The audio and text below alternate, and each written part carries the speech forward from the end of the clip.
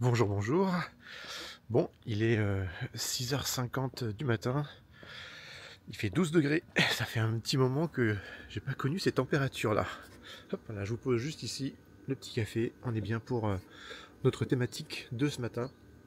Et on va discuter un petit peu de tout ce qui est associé.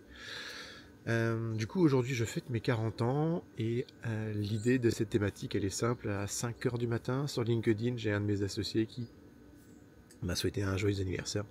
Oui, 5h du matin. Quand il regardera cette vidéo, il pensera à moi. Moi, je me lève que à 6h30 du matin. Là, il est 6h59, tu vois, je tout frais. Et donc, ouais, ce matin, j'ai sport. On est que mardi, mais c'est parce que j'ai mon coach qui a décidé de m'offrir une séance ce matin. Donc, je me suis levé un petit peu plus tôt. Alors, les associés, comment est-ce que ça fonctionne? Avec combien de personnes est-ce qu'on s'associe? Comment est-ce qu'on fait au niveau des parts? Comment est-ce qu'on ne s'associe pas avec quelqu'un aussi? Je peux vous parler de mes expériences. Vous savez, j'ai créé 9 structures, 9 sociétés sur lesquelles j'ai différents associés. Puis j'ai un petit peu de tout. Alors il y a des structures dans lesquelles on est deux. Il y a des structures dans lesquelles on est 5. J'en ai une où on est donc j'en ai une où on est 3, une où on est 5, et j'en ai plusieurs où on est 2.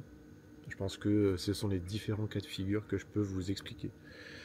Alors déjà, là où les personnes, c'est souvent des personnes coup de cœur, que je vais sentir très investi dans le projet ou dans la thématique, que j'ai côtoyé depuis quand même un certain moment, ou que j'ai connu depuis un certain moment, et que j'estime être très doué dans la matière, dans la technique.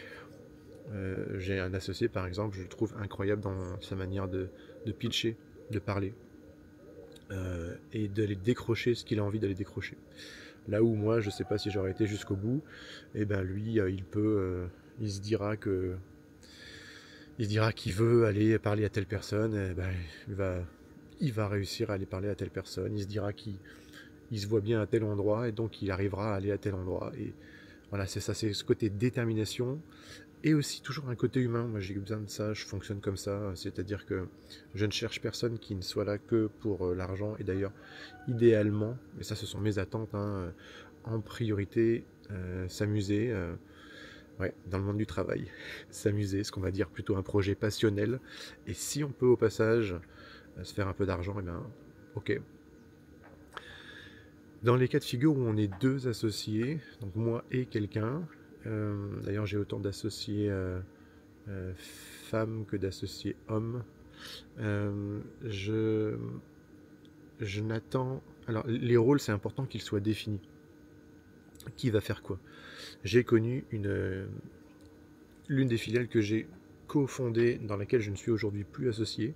Les rôles étaient mal définis au début et on attendait trop d'investissement de ma part.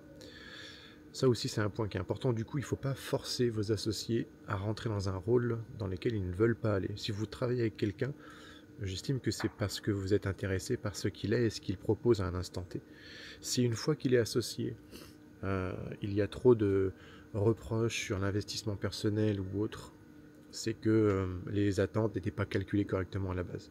Mais identifiez clairement les rôles, qui va s'occuper de telle partie, euh, combien de temps par semaine ou à quel rythme, et une fois que ça s'est posé, il n'y a plus de risque que ce soit un sujet tabou.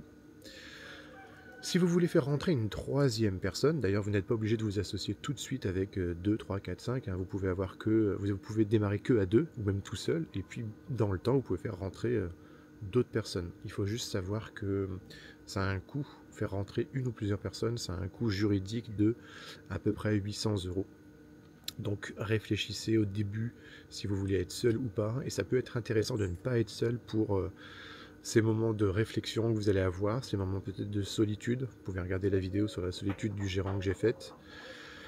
Être 3, ça permet d'avoir quelqu'un qui va être là pour trancher si les deux autres personnes ne savent pas se mettre d'accord sur des décisions à prendre, par exemple dans quoi est-ce qu'on investit, vers quel produit est-ce qu'on va optimiser la vente, est-ce qu'on peut prendre ce local ou est-ce qu'on doit en prendre un autre. Si vous êtes 3, les réflexions elles sont beaucoup plus intéressantes, et idéalement aussi je vous recommande d'avoir pourquoi pas un... Ah, ça c'est... comment on appelle ça, quelqu'un qui est là pour aider au niveau des finances, quelqu'un qui a peut-être plus d'expérience dans l'entrepreneuriat. Et en face, vous auriez une ou deux personnes un peu plus jeunes qui, elles, vont amener tout ce qui est idée et mise en œuvre. Ça aussi, c'est possible, c'est-à-dire qu'un associé n'est pas forcément dans l'action. Il peut être là dans l'écoute et il peut être là aussi dans les finances, mais sans pour autant être à vos côtés physiquement au quotidien. Moi, j'ai l'un de mes associés, par exemple, on s'appelle une fois tous les 2 mois à peu près, et je n'en demande pas plus. D'ailleurs, j'apprécie cette relation, j'apprécie la manière dont on fonctionne là-dessus. Et il est là pour moi. J'ai juste à appeler ou il prend des nouvelles de temps en temps. Ça me va très bien, c'est un bon équilibre. Donc vous voyez, choisir son ou ses associés, c'est une question d'équilibre. Donc avant d'y aller, discutez et soyez transparent sur comment vous fonctionnez aujourd'hui au quotidien, comment vous aimeriez fonctionner demain. Et il faut que les deux parties soient réellement d'accord et conscientes de ce qu'il va se jouer. Parce que une fois que vous êtes parti, si vous voulez arrêter, pareil, il faut repayer des frais et il faudra assumer le fait que ça n'a pas marché et c'est vraiment pas facile et sympathique. Ça laisse un petit peu au sein de l'ambiance de la société de mauvaises traces ou justement une mauvaise ambiance.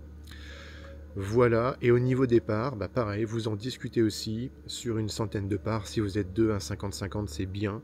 Si vous voulez être gérant minoritaire, vous pouvez faire un 49-51.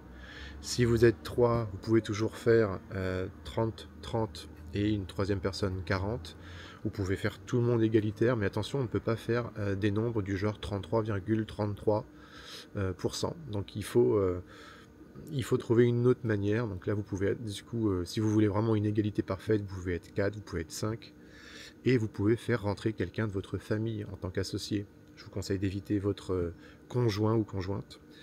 Mais vous pouvez aussi faire rentrer un beau-frère, un parent, qui peut avoir juste 1% des parts et qui peut venir ici sécuriser quelque chose, sécuriser une position, sécuriser peut-être une décision aussi.